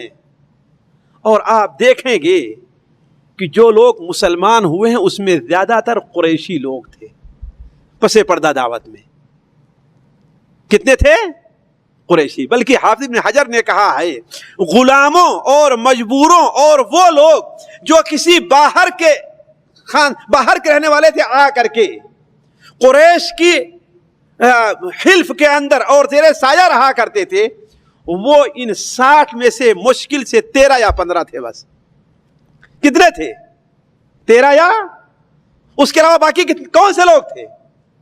بنو ہاشم کے، بنو مطلب کے، بنو زہرہ کے، جو خاص قریشی، بلکہ قصی کے خاندان جو تھا آپ صلی اللہ علیہ وسلم کا، اس کے خاندان سے. تو ضعفاء جو کہا گیا ہے اس کا یہ معنی نہیں ہے کہ یہ لوگ ذلیل اور ان کا معاشرے میں کوئی وزن نہیں تھا. اس ناحیے سے وہ ان کو ضعیف کہا گیا ہے کہ وہ جیسے ابو جہل تھا. کیا یہ سمجھتے ہیں کہ معاشرے میں حضرت ابوبکر صدیق کا، عبد الرحمن ابن عوف کا، سعد ابن ابی وقاص کا ابو جہل سے کم مقام نہیں تھا؟ لیکن یہ لوگ سرداری اور ریاست نہیں چاہتے تھے، وہ سرداری اور ریاست چاہتا تھا. تو وہ لوگوں کو آپ کی دعوت کو قبول نہیں کیا. زیادہ تر ایسے ہی لوگ تھے جو شریف النفس تھے، جو شریف النفس تھے، جنہیں دنیا ملے نہ ملے اس کی کوئی پرواہ ہم کو نہیں ہے. ہمارے پاس جو ہے ہم لوگوں کو دے رہے ہیں، ہمیں اس کے بدلے کی کوئی امید نہیں ہے. ایسے ہی لوگ سنجیدہ، بلکہ آپ دوسرے الفاظ کہ سنجیدہ لوگ آپ کی دعوت کو زیادہ قبول کیے. اگر اردو کی تعبیر میں اگر غلطی نہیں کر رہا ہوں، سنجیدہ قسم کے لوگ، شریف النفس جو لوگ تھے، انہوں نے زیادہ تر آپ کی دعوت کو قبول کیا ہے. ساتھیو، یہ مرحلہ کتنے دن تک رہا؟ 3 سال یا اس سے کم زیادہ رہا. لیکن ایک بات یہاں پر اور ذکر کر دیں، اس مرحلے میں مکہ کے لوگ آپ صلی اللہ علیہ وسلم کے سامنے رکاوٹ نہیں بنے. جماعتی طور پر، گروپ بندی کے طور پر آپ کے سامنے وہ لوگ رکاوٹ نہیں بنے. کیوں؟ اس لیے کہ آپ صلی اللہ علیہ وسلم نے اعلان بھی نہیں کیا تھا. نہ جو لوگ مسلمان ہو رہے تھے انہیں زیادہ تنگ کیا جاتا تھا، اس لیے سمجھے کہ جیسے ان لوگوں سے پہلے زید ابن عمرو ابن نفیل تھے، ورقہ ابن نوفل تھے، اس قسم کے لوگ تھے. ویسے یہ بھی سادھو قسم کے لوگ ہیں، راہب قسم کے لوگ ہیں. مریں گے، معاملہ ختم ہو جائے گا اور ہم اپنی چوتراہٹ پر باقی رہیں گے، ہے نا. لیکن یہ جو مسلمان ہو رہے تھے انہیں ذہنی طور پر بسا اوقات تکلیف اور پریشانی کا سامنا کرنا پڑتا تھا. اس لیے کہ اسلام کی راہ ساتھیوں، یہ کہہ دیجئے کہ کانٹوں پر اور نوکیلے پتھروں پر چل کر کے آگے بڑھتی ہے. اسلام اللہ تبارک و تعالیٰ کا راستہ، اللہ تعالیٰ کا راستہ آزمائش اور لوگوں کی قربانیاں چاہتا ہے. تو بعض لوگوں کو، بعض مسلمانوں کو اس سلسلے میں بھی دشواریاں پیش آئی ہیں. میں صرف ایک مثال دیتا ہوں، ورنہ تاریخ میں ڈھونڈے جن کی بہت مثالیں ملے گی. ایک مثال دیتا ہوں. وہ صحابہ کرام جو ہے تو بکر کی دعوت پر مسلمان ہوئے تھے، اس میں سعد بن ابی وقاص رضی اللہ تعالیٰ عنہ بھی ہیں. اور ظاہر بات ہے یہ وہ صحابی ہیں کہ پوری سیرت نبوی پڑھ لے جائیے. آپ صلی اللہ علیہ وسلم نے اگر کسی کے بارے میں کہا ہے فدا ہو ابی و امی، کہ میرے ماں باپ تم پر قربان جائیں، تو صرف ایک صحابی ہیں. وہ کون ہے؟ وہ کون ہے؟ سعد بن ابی وقاص. اور کوئی دوسرا صحابی آپ کو نہیں ملے گا. اسی لیے فخر سے کہا کرتے تھے کہ اللہ کے رسول صلی اللہ علیہ وسلم نے میرے لیے اپنے ماں باپ کو قربان کرنا چاہا ہے. ایک چیز. دوسری بات ہے نبی کریم صلی اللہ علیہ وسلم ان کے بارے میں کہا کرتے تھے یہ میرے ماموں ہیں. اس لیے کہ بنو زہرہ سے جس خاندان سے آپ کی والدہ تھی اسی خاندان سے سعد بن ابی وقاص تھے. یہ میرے ماموں ہیں. کوئی لا کر کے میرے ماموں جیسا اپنا ماموں دکھا دے کہ میرے ماموں جیسا کسی کا ماموں ہو. یہ تھے حضرت سعد بن ابی وقاص رضی اللہ تعالیٰ عنہ. یہ اپنی والدہ زمانے جاہلیت میں بھی اپنی والدہ کے نزدیک بڑے محبوب اور اپنی والدہ کی بڑی خدمت کرنے والے تھے. اپنے والدہ کی بڑی خدمت کرنے والے تھے.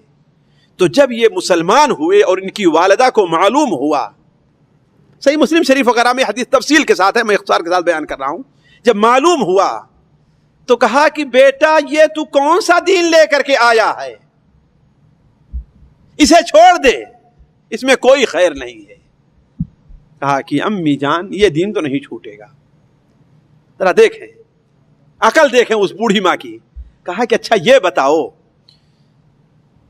محمد اللہم صلی اللہ علیہ وسلم جو دین لے کر کے آئے ہیں، آیا تو کہتا نہیں ہے کہ اس دین میں ہے کہ صلہ رحمی کی جائے، صلہ رحمی کی جائے، یعنی والدین کے ساتھ اچھا سلوک کیا جائے. اور میں تیری والدہ ہوں، تو میرے ساتھ اچھا سلوک نہیں کرے گا؟ پھر بھی ماننے کے لیے تیار نہیں ہوئے. تو اس بوڑھی نے کیا کیا؟ بھوک ہڑتال شروع کر دی. کیا کیا؟ بھوک ہڑتال شروع کر دی. کہا کہ اگر تو اپنے دین سے نہیں پھرتا ہے، اپنے دین سے نہیں پھرتا ہے، تو جان لے کہ میں نہ کھاؤں گی نہ پیوں گی، اسی طریقے سے مر جاؤں گی، اور تو زندگی بھر تجھے تانا دیں گے کہ اپنی ماں کو قتل کرنے والا ہے، یہ اپنی ماں کو قتل کرنے والا ہے. واللہ ذرا دیکھیں ذہنی طور پر کتنی بھاری سی چیز ہے، یہ کتنی بھاری چیز ہے. ایک دن گزر گیا، ماں نے کچھ کھانا نہیں کھایا نہ پانی پیا. دن گزر گیا، رات گزر گئی، ماں نے کھایا نہ پانی پیا. حتیٰ کہ وہ اور ان کے بھائی ماں کو گود میں لیتے اور زبردستی ماں کا منہ کھول کر کے پانی پلاتے. لیکن بوڑھی بھی اتنی ضدی تھی کہ اپنی بات پر اڑی رہی. وہ کہا کہ تجھے دنیا میں لوگ تانا دیں گے کہ قاتل ام ہی، اپنی ماں کا قاتل ہے، اپنی ماں کو مارنے والا ہے. اگر مجھ سے بھول نہیں تو صحیح مسلم شریف کی روایت ہے کہ 3 دن ایسے گزر گئے. کیسے؟ 3 دن. نہ حضرت سعد بن ابی وقاص اپنا دین چھوڑنے کے لیے تیار ہے، اور نہ تو وہ بوڑھی کچھ کھانے اور پینے کے لیے تیار ہے. آخر میں آ کر کے سعد بن ابی وقاص نے کیا فیصلہ سنایا. کہا کہ اے میری ماں سن لے، تیرے جسم کے اندر ابھی ایک جان ہے کہ نہیں ہے؟ اگر تیرے جسم میں 1000 جان بھی ہو اور ہر جان ایک ساتھ نہیں ایک ایک کر کے نکلے، پھر بھی میں اپنے دین کو چھوڑنے والا نہیں ہوں. تجھے کھانا ہے کھا، نہیں کھانا ہے نہ کھا. تو جب یہ دیکھا کہ اب میرا بیٹا اپنے دین سے پھرنے والا نہیں ہے، تو کیا کیا کہ اس بوڑھی نے کھانا کھانا شروع کر دیا. کھانا کھانا کھا کہ اب اس کے اوپر کوئی چال چلنے والی نہیں ہے. ساتھیوں، جب یہ مرحلہ ختم ہوا ہے 3 سال کا. لیکن ایک بات یہاں پر اور میں ذکر کرتے چلوں, 3 سال جو یہ رہے ہیں ساتھیوں, بڑی معذرت کے ساتھ سیرت نبوی جانتے ہیں کہ بہت طویل موضوع ہے اور بڑا دلچسپ بھی ہے. لذیذ بود, حکایت طویل تر گفتن. لیکن ظاہر بات ہے کہ ہماری اور آپ کی جو مجلسیں مستقبل میں ہیں, اگر ہر بات کو میں تفصیل کے ساتھ طول دے کر بیان کرتے چلوں تو اس کے لیے سالوں چاہیے. لیکن خیر, ایک بات ذکر کرتے چلیں کہ پس پردہ دعوت کا یہ معاملہ نہیں ہے, جیسا کہ پہلے بھی ہم نے اشارہ کیا تھا کہ اللہ کے رسول صلی اللہ علیہ وسلم اپنے دین کا اظہار نہیں کرتے تھے. نہیں, آپ صلی اللہ علیہ وسلم اپنے دین کا اظہار کرتے تھے, ابو بکر اپنے دین کا اظہار کرتے تھے, حضرت سعد یہ لوگ اپنے دین کا اظہار کیا کرتے تھے. البتہ کسی کو دعوت دینے کے لیے علی الاعلان بازار میں کھڑے ہو کر کے تقریر کرنا شروع کر دیا, گلی میں جو ملا اس کو کہنا شروع کر دیا, حج کے موسم پر لوگوں کو سمجھانا شروع کیا, ایسا نہیں تھا. لیکن حضرت ابو بکر صدیق رضی اللہ تعالیٰ عنہ, حضرت ابو بکر صدیق اور یہ سارے لوگ اپنے دین کو کھلم کھلا عمل کیا کرتے تھے. بلکہ بسا اوقات آپ لوگوں کو جماعت سے نماز بھی پڑھایا کرتے تھے. لیکن عام طور پر یہ ہوتا تھا کہ مکے کی آبادی سے باہر جا کر کے, مکے کی آبادی سے باہر جا کر کے. اس سلسلے کی 2 باتیں میں بیان کر کے اپنی بات کو ختم کروں گا, اور نہیں تو پھر انشاءاللہ کھلم کھلا اعلان دعوت اگلی مجلس میں ہوگی. ایک صحابی ہیں عفیف الکندی, عفیف الکندی, وہ بیان کرتے ہیں کہ میں اونٹوں کی تجارت کیا کرتا تھا. مسند احمد کے اندر یہ حدیث موجود ہے, میں اونٹوں کی تجارت کیا کرتا تھا. ایک بار منا کے موقع پر, یعنی منا کے موقع پر یعنی حج کے موقع پر, حج کے موقع پر میں مکہ مکرمہ آیا تو مجھے کچھ اونٹ خریدنے ہوئے عباس ابن عبد المطلب سے. کس سے؟ عباس. اور عباس کون تھے؟ یہ آپ صلی اللہ علیہ وسلم کے چچا تھے. کہا میں ان سے ملاقات کرنے کے لیے منا آیا اور ان سے اونٹ کے بارے میں گفتگو کرنے لگا. اتنے میں کیا دیکھتا ہوں کہ ایک شخص اپنے خیمے سے باہر آتا ہے اور سورج طرف نظر اٹھاتا ہے,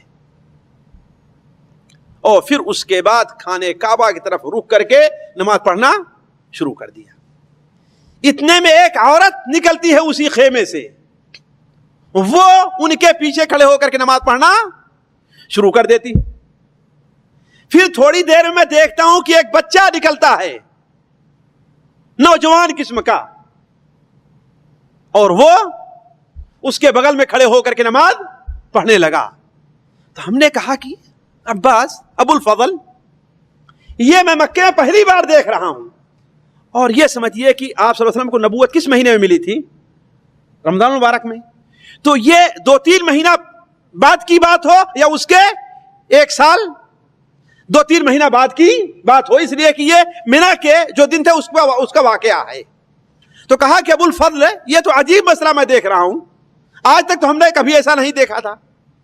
تو کہا تھا جانتے نہیں, وہ میرا بھتیجا ہے, جو سب سے آگے کھڑا ہے وہ میرا بھتیجا ہے, اور یہ اس کی بیوی ہے جو پیچھے کھڑی ہے, یہ اس کی بیوی ہے, اور وہ دوسرا بھی کیا ہے, وہ بھی میرا چھوٹا بھتیجا ہے. اس دین کے اوپر جو دین لے کر کے آیا ہے میرا بھتیجا, اور کہہ رہا ہے کہ میں قیصر و کسریٰ کے خزانے کو بھی فتح کروں گا, میں قیصر و کسریٰ کے خزانے کو بھی فتح کروں گا. لیکن ابھی اس کے اوپر اس کے ساتھ یہی 3 آدمی ہیں بس. یعنی گویا عباس کو ابھی تک یہ بھی معلوم نہیں تھا کتنے لوگ مسلمان ہوئے ہیں.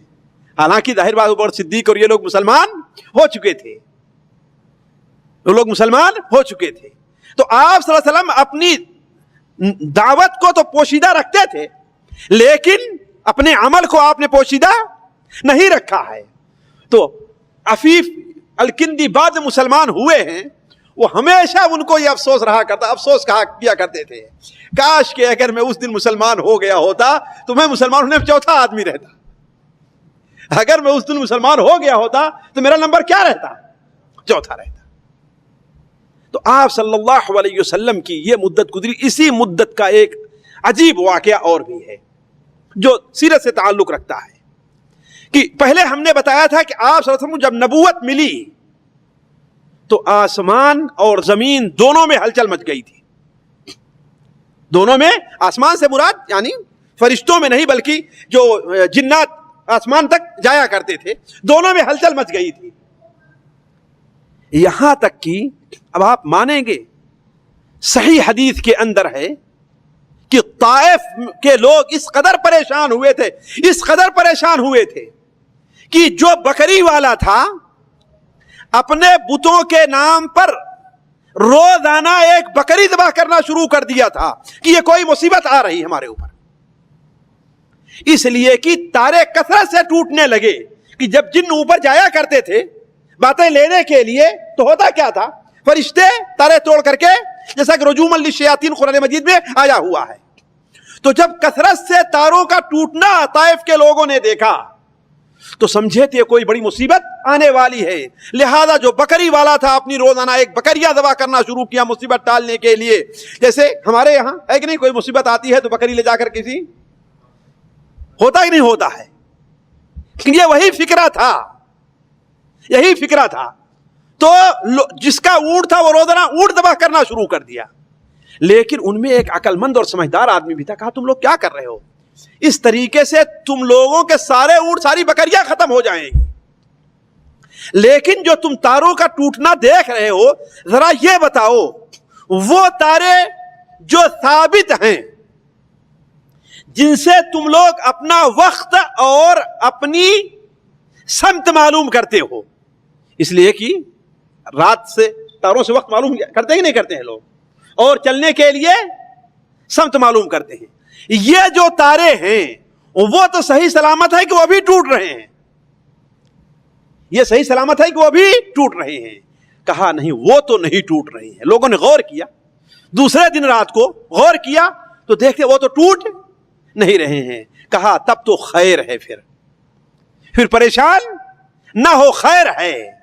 لیکن یہ بات یقیناً ہے کہ جنوں میں ہلچل مچ چکی تھی, خاص طور پر وہ جن جو کاہنوں کے اور نجومیوں کے ساتھی تھے, جسے ہمارے یہاں کے انہوں نے جن کو قبضہ کیا ہوا ہے, انہوں نے جن کو قبضے میں رکھا ہے. ایسے جو جن تھے ان کے اندر بڑی خلبلی مچی ہوئی تھی, اور شیطان جو تھے وہ بھی بڑی پریشانی کے شکار تھے. یہاں تک کہ حدیث میں آتا ہے, علامہ البانی رحم اللہ صحیح السیرہ میں نقل کرتے ہیں کہ شیطان کے پاس لوگ گئے کہ کچھ عجیب سا معاملہ پیش آیا ہے, یہ سمجھ بات نہیں آ رہی ہے. کہا ایسا کرو کہ ہر علاقے کی زمین ڈھونڈ کر کے لے آؤ. ہر علاقے کی زمین کی مٹی تھوڑی تھوڑی جب لائی گئی تو جب تہامہ کی مٹی, یہ مکہ اور اس کے جنوب کا جو علاقہ ہے کیا تہامہ, شرق جنوب کا, تو تہامہ کی مٹی اس نے جب سونگا تو کہا ہاں اس علاقے میں کوئی نئی چیز پیدا ہوئی ہے, اس علاقے میں کوئی نئی چیز پیدا ہوئی ہے. تو صحیح بخاری شریف میں حضرت عبداللہ ابن عباس رضی اللہ تعالی عنہما کی روایت ہے کہ آپ صلی اللہ علیہ وسلم اپنے بعض ساتھیوں کے ساتھ سوق عکاظ کی طرف جا رہے تھے. سوق عکاظ کہاں پر ہے ساتھیوں؟ آج کل آپ عمرہ کرنے جائیں, آج کل آپ لوگ تو طائف سے پہلے آپ کو بورڈ ملے گا سوق عکاظ کا, سوق عکاظ کا بورڈ آپ کو ملے گا. اور شاید حویہ نام کا کوئی علاقہ ہے, وہی بعینہ سوق عکاظ کی جگہ ہے. آپ ادھر جا رہے تھے تو طائف اور مکہ کے درمیان میں ایک وادی تھی, اسے وادی نخلہ کہا کرتے تھے. وہاں پر آپ صلی اللہ علیہ وسلم اور آپ کے ساتھی فجر کی نماز پڑھنے لگے. اس لیے کہ آپ لوگ جانتے ہیں کہ معراج سے پہلے 2 وقت کی نماز فرض تھی. معراج سے پہلے 2 وقت کی نماز فرض تھی, اور یہ چیز شروع اس نبوت ہی سے شروع ہو گئی. 2 وقت کی نماز, صبح کی اور شام کی. تو چونکہ جنوں کے اندر حرکت پھیلی ہوئی تھی, جن حرکت میں تھے سب ڈھونڈ رہے تھے کہ پتہ لگائیں کیا ہے. تو کچھ جن جب تلاش کرتے کرتے اس علاقے میں پہنچے اور دیکھا کہ ایک شخص ہے، اس کے 2 4 6 ساتھی ہیں، اور یہ کوئی عجیب چیز پڑھ رہا، جن اور قریب گئے آپ اور قریب گئے، اور جب قریب گئے تو آپ کا قرآن پڑھنا سنا تو کہا کہ ہاں یہ وہ چیز ہے جو دنیا میں نئی ظاہر ہوئی ہے، اور آپس میں کہا انا سمعنا قرآنا عجبا، ہم نے عجیب قرآن سنا ہے۔ تو انہی دنوں کا یہ واقعہ ہے، جیسا کہ حافظ حجر رحمہ اللہ نے فتح الباری وغیرہ میں لکھا ہے کہ یہ بعثت کے ابتدائی دور کا واقعہ ہے، اور اس واقعے سے اندازہ یہ لگتا ہے کہ یہ واقعہ ان دنوں کا ہے جبکہ ابھی سری طور پر دعوت کا مرحلہ چل رہا تھا۔ اب اگلی مجلس آپ کے سامنے ہم علی الاعلان دعوت کے بارے میں رکھیں گے، اس سے پہلے آج کے درس سے متعلق چند فوائد آپ کے سامنے ہم رکھتے ہیں۔ ساتھیوں دیکھیے، پہلا فائدہ جو مجھے آپ کے سامنے رکھنا ہے وہ یہ ہے کہ اللہ کے رسول صلی اللہ علیہ وسلم جو دعوت یا حضرت جبرائیل علیہ السلام کی آمد کے بعد آپ پریشان ہو گئے تھے، اس کی وجہ کیا تھی؟ پریشان ہونے کی اس پریشان ہونے کی وجہ کیا تھی؟ اس کے لیے کئی چیزیں ہیں۔ پریشان ہونے کی ایک وجہ تو یہ تھی کہ آپ صلی اللہ علیہ وسلم ایک بشر تھے، ایک انسان تھے۔ ساتھیوں، ہو سکتا ہے ہمارے بعض بھائیوں کو تعجب ہو کہ میں تقریباً ہر درس کے بعد اس موضوع کو رکھتا ہوں کہ آپ صلی اللہ علیہ وسلم، حاشا للہ، اللہ شاہد ہے، کسی پر اعتراض یا کسی کا دل دکھانا مقصد نہیں ہے، صرف بتانا یہ ہے کہ اس سلسلے میں ہمارے یہاں لوگوں کی بڑی بھول ہے، اور یہ ایسا مسئلہ ہے کہ صحابہ کرام، علماء، اماموں میں سے کوئی اس کا قائل نہیں رہا۔ اگر زیادتی نہ ہو تو میں یہ کہوں گا کہ یہ مسئلہ خاص ہمارے ہندوستان کی پیداوار ہے، کہ اللہ کے رسول صلی اللہ علیہ وسلم بشر نہیں تھے، خاص ہمارے ہندوستان کی پیداوار ہے۔ آج سے 200 سال پہلے جو کتابیں لکھی گئی ہیں، علماء نے جو لکھا ہے، جن کے کتابیں بطور مراجع کے اعتماد کے پڑھی جاتی ہیں، کوئی شخص ایک مثال بھی نہیں لے آ سکتا کہ کسی عالم نے یہ کہا ہو کہ اللہ کے رسول بشر نہیں تھے، کسی نے نہیں کہا یہ۔ اور پورا قرآن، آپ کی ساری زندگی اس بات کی شاہد ہے کہ نبی کریم صلی اللہ علیہ وسلم کیا تھے؟ بشر تھے۔ اسی لیے آپ صلی اللہ علیہ وسلم کو، جیسے کسی بھی انسان کو ایک عجیب چیز جب اس کے سامنے آئے تو گھبراہٹ اور پریشانی لاحق ہوتی ہے، وہ گھبرا جاتا ہے۔ ساتھیوں، میں اپنے ایک ساتھی کو جانتا ہوں اور اچھی دوستی ہے، پچھلے درس میں جب میں یہاں بیٹھا تھا تو ان کا ٹیلی فون آیا تھا، اور آج بھی انہوں نے مجھ سے بات کی ہے کہ وہ اچھے بڑے بڑے آفیسز میں جا کر کے چیلنج کر دیتا ہے اور لڑکھڑا ہوتا ہے، لیکن ایک وقت ایسا آیا ہے کہ وہ دلی سے علی گڑھ گئے۔ علی گڑھ جس رکشے پر بیٹھے، وہ رکشہ والا انہیں صحیح راستے پہ لے جانے کے بجائے کہاں لے کے چلا گیا؟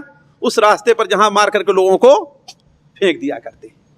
رات کا وقت ہے، اکیلے ہیں، کوئی ساتھی نہیں ہے، اندھیری رات ہے۔ تھوڑی دور آگے بڑھتے ہیں اندھیرے میں کہ راستے کے نیچے سے آواز آتی ہے، رکشے والے روکو، اور 1 یا 2 پولیس والے اوپر آتے ہیں۔ آپ جانتے ہیں ہمارے ہاں پولیس کو دیکھ کر کے لوگ ہے کہ نہیں ہے؟ یہاں تو پولیس کو دیکھ کر کے ہم خوش ہوتے ہیں، راستے میں جا رہے ہیں تو ہے کہ نہیں ہے کہ ہماری مدد کرے گا، لیکن ہمارے یہاں پولیس کو دیکھ کر کے لوگ گھبرا جاتے ہیں۔ اب انجان راستہ، کوئی ساتھی نہیں ہے، ان کی پریشانی کا یہ عالم تھا۔ وہ خود بیان کرتے ہیں کہ پولیس والا ان سے انگلش میں پوچھ آ رہا ہے کہ آپ کہاں سے آ رہے ہیں، تو انہیں یہ ہوش نہیں کیا جواب دے رہے ہیں، کہہ رہے ہیں میں علی گڑھ سے آ رہا ہوں۔ اللہ کے بندے تو علی گڑھ میں موجود ہے ابھی، یہاں کہاں سے آ رہے ہو تم؟ پھر پولیس والوں نے تھوڑی تسلی دیا کہ دیکھو یہ تمہارے ساتھ دھوکہ کرنا چاہتا تھا، یہ رکشے والا، اسے ہم نے روکا، صحیح بتاؤ۔ تب تھوڑا ہوش میں آتے تو کہتے کہ ہاں ہم دلی سے آ رہے ہیں، علی گڑھ سے نہیں آ رہے۔ تو انسان جب اس قسم کی کوئی عجیب سی باتیں سنتا ہے، دیکھتا ہے، جس کا وہ عادی نہیں ہے، تو وہ کیا ہوتا ہے؟ پریشان اور گھبرا جاتا ہے۔ تو آپ صلی اللہ علیہ وسلم کی جو گھبراہٹ کے عالم تھے، اس وجہ جس طریقے سے عام انسان ایک چیز، دوسری چیز جو کوئی مشکل بوجھ رہا کرتا ہے، آپ صلی اللہ علیہ وسلم کو اشارات پہلے سے ہو رہے تھے کہ آپ کیا ہے نبی، اشارات ہو رہے تھے، لیکن جب یہ دیکھا کہ یہ مشکل اتنا کام ہے، ساری دنیا سے اختلاف اور نزول اس کا اتنا مشکل ہے، تو آپ صلی اللہ علیہ وسلم اس کے لیے کیا ہے کہ نہیں؟ مثال کے طور پر آپ سے کہا جائے کہ دیکھو فلاں آدمی آ رہا ہے جس کے ہاں تم کام کر رہے ہو، وہ بڑا ہی غصے والا ہے، بڑا ہی سخت ہے، اس کے سامنے تم صبر سے اور اس سے کام لینا۔ لیکن بسا اوقات کوئی ایسی باتیں کہتا ہے تو آپ کو وعدہ کیا بھی رہتا ہے کہ ہاں میں غصہ پی جاؤں گا، سب کچھ کر لوں گا، لیکن سارا کچھ بھول جاتے ہیں۔ ہے بات صحیح کہ نہیں صحیح ہے؟ تو یہی صورتحال نبی کریم صلی اللہ علیہ وسلم پیش آئی کہ اس موقف کی سختی کو دیکھ کر کے ایک عجیب انسان ہے، عجیب صورت ہے اور عجیب چیز میرے سامنے پیش کر رہا ہے، اور کہہ رہا ہے کہ اقرا، اور جب میں پڑھ نہیں رہا ہوں تو مجھے اتنے زور سے دبا رہا ہے کہ میری ساری قوت کو نچوڑ لے رہا ہے۔ ایسے وقت میں آخر کون نہیں گھبرا جائے گا؟ ہے کہ نہیں ہے؟ ایک چیز۔ دوسری چیز، دعوت کا کام انسان کو ساتھیوں اپنے گھر سے شروع کرنا چاہیے، اپنے گھر سے شروع کرنا چاہیے۔ اللہ کے رسول صلی اللہ علیہ وسلم نے اپنے گھر اور اپنے دوستوں پر زیادہ توجہ دی تھی، اور کھلم کھلا دعوت کا جہاں بات آئے گی وہاں آپ لوگ سمجھ جائیں گے کہ ہاں یہ چیز کیا ہے، کس طریقے سے اپنے گھر سے شروع ہونی چاہیے۔ اسی طریقے سے ساتھیوں ایک فائدہ ہمیں یہ ملا کہ وہ چیز جس کے لوگ عادی ہو جاتے ہیں، جس کے عادی اور باپ دادا سے اس کے اوپر عمل ہوتا دیکھتے چلے آتے ہیں، اس کا چھوڑنا بڑا مشکل کام ہوتا ہے، اس کا چھوڑنا بڑا مشکل کام۔ دور نہ جائیے، ایک شخص سگریٹ پیتا ہے، باقی دوسری چیز چھوڑ دیجیے، آپ ایک شخص سگریٹ پیتا ہے، آپ اس کو سمجھائیے، اس کے سمجھ بات آ بھی جاتی ہے کہ سگریٹ پینا نقصان دہ ہے، تیری صحت کے لیے سب کچھ ہے، لیکن پھر بھی کیا ہے، چھوڑتی ہے۔ کیا کہتا ہے کہ ہم تو اس کے عادی ہو چکے ہیں، ہے نا؟ تو یہی چیز جب شرک اور بدعت کے لوگ عادی ہو جاتے ہیں باپ دادا سے اور سنتے چلے کسی پر چلے ہیں، تو ایک بارگی اس کا چھوڑنا کیا ہے، ذہن کے اوپر بڑا بھاری پڑتا ہے۔ اور یہی چیز تھی کہ نبی کریم صلی اللہ علیہ وسلم پسے پردہ 3 سال دعوت اگر مان لیا جائے، 4 سال دعوت مان لیا جائے، نبی کریم صلی اللہ علیہ وسلم ایک دن کے لیے بھی آپ نے آرام نہیں کیا ہے۔ رات بھی آپ کی دعوت میں گزرتی تھی، دن بھی آپ کا دعوت میں گزرتا تھا، ساتھیوں کے ساتھ ہے پھر بھی دعوت ہے، اکیلے ہیں پھر بھی دعوت ہے، لیکن اس کے باوجود لوگ کتنے؟ 60۔ اور آگے بڑھ جائیے، آپ 13 سال تک آپ مکہ مکرمہ میں رہے ہیں، ہے کہ نہیں ہے؟ آپ صلی اللہ علیہ وسلم نے کوئی جگہ نہیں چھوڑی، کوئی جگہ نہیں چھوڑی، خواہ مکہ کے اندر ہو، حتیٰ کہ مکہ سے باہر نکل تک کر کے، حتیٰ کہ جو لوگ حج کرنے آیا کرتے تھے آپ صلی اللہ علیہ وسلم ان کے سامنے بھی، ہے کہ نہیں ہے، آپ نے کبھی کسی قسم کی کوتاہی سے کام نہیں لیا، کھڑے ہو گئے، آپ تو کھڑے ہو گئے دعوت کے کام کے لیے۔ رکاوٹوں کے سیلاب آئے ہیں، مصیبتوں کے طوفان آئے ہیں، لیکن یہ مرد مجاہد اپنی جگہ کھڑے رہا ہے، کسی نے آپ کے عزم کو روکا نہیں ہے۔ لیکن یہ 13 سالہ زندگی میں کتنے لوگ مسلمان ہوئے؟ ذرا سوچیں آپ، مشکل سے 300-400، آپ دیکھ لیں، شمار کر لیں کتابوں میں. تو عرض کرنے کا مقصد یہ ہے، میں اس پر اس لیے توجہ دلا رہا ہوں کہ جو لوگ اس قسم کی بعض عادتوں کو اپنے ذہن میں بیٹھائے ہوئے ہیں، یہ سمجھیں کہ یہ چیز کبھی بھی دلیل نہیں ہے کہ ہاں ہمارے باپ دادا اور فلاں یہ کام کرتے آئے ہوئے. نہیں، حق آ جانے کے بعد انسان کو کوشش کرنا چاہیے کہ سمجھے اور سمجھ کر قبول کر لینا چاہیے. اسی پر میں اپنی بات ختم کرتا ہوں. اللہ تعالیٰ سے دعا ہے کہ اللہ تعالیٰ ہمیں اور آپ کو نبی کریم صلی اللہ علیہ وسلم کی سیرت کو سننے اور اس کے مطابق عمل کرنے کی توفیق عطا فرمائے. سبحانک اللہم و بحمدک، اشہد ان لا الہ الا انت، استغفرک و اتوب الیک. البتہ ساتھیوں سے یہ گزارش ہے کہ درس کے دوران اگر کوئی ایسی چیز ہے جو سیرت سے متعلق ہے اور وہ رہ جاتی ہے تو اس سے کے متعلق سوال کر لیا کریں اور پوچھ لیا کریں. جی، اگر اس ہفتے نہیں تو اگلے ہفتے، ہے کہ نہیں ہے اس کو. جی ہاں قاری صاحب، ہے کوئی سوال؟ جی کس کا؟ کن کا؟ ہاں جی ہاں، کسی کو ہے نام؟ وہ کون کون سے 3 نبی ہیں؟ جی حضرت موسیٰ علیہ السلام، جی نہیں جی جی نہیں بھائی، اٹکل پچھو نہ ہاکیے، معلوم ہے تو بتائیے، ورنہ ہر بات آپ کی غلط ہوتی جائے لوگ بھی ہنسیں گے آپ کے اوپر. جی بولے بھائی. ہاں 2 ہو گئے، آپ صلی اللہ علیہ وسلم ہو گئے 2. تیسرا کون ہے؟ نہیں بھائی، اللہ کے حضرت آدم علیہ السلام. حضرت ہے کہ نہیں ہے؟ حضرت آدم صاحب نے گفتگو کی نہیں کے سامنے، بلکہ حدیث میں بھی آیا، آپ سے کسی صحابی نے سوال کیا آپ صلی اللہ علیہ وسلم سے، کیا آدم نبی تھے؟ آپ نے فرمایا نعم نبی مکلم. آپ نے کیا بیان فرمایا؟ نبی مکلم، ایسے نبی تھے جن سے اللہ تعالیٰ دو بدو گفتگو کی ہے. تو ان کے علاوہ بھی چوتھے نبی کو اللہ نے بات گفتگو کی ہوگی، اللہ بہتر جانتا ہے، لیکن حدیث اور قرآن سے جن پر دلیل موجود ہے کہ اللہ نے ان سے گفتگو کی ہے، وہ یہی 3 نبی کا نام ملتا ہے. حضرت حضرت موسیٰ علیہ السلام، ان کا نام کلیم اللہ تو ہے ہی. اللہ کے رسول سے جب معراج پر تشریف لے گئے تو اللہ تبارک تعالیٰ ظاہر بات پردے کے آڑ میں تھا، حجاب تھا آپ کے درمیان اور اللہ کے درمیان حائل، اور وہاں اللہ تعالیٰ آپ پر 5 وقت کی نمازیں ہے نا بغیر فرشتے کے واسطے کے آپ پر فرض کی، اللہ نے آپ سے گفتگو کی ہے نا. اور تیسرے حضرت آدم علیہ السلام ہے. جی صلی اللہ دحیہ کلبی. اب اللہ بہتر جانتا ہے، ایسی کوئی وجہ نہیں کہی بتا جا سکتی. جی ہاں، عام طور پر ایسے ہی ہوتا تھا. دحیہ کلبی رضی اللہ عنہ کی شکل میں آیا کرتے تھے. چلیے، سبحانک اللہم و بحمدک، اشہد ان لا الہ الا انت، استغفرک و اتوب الیک.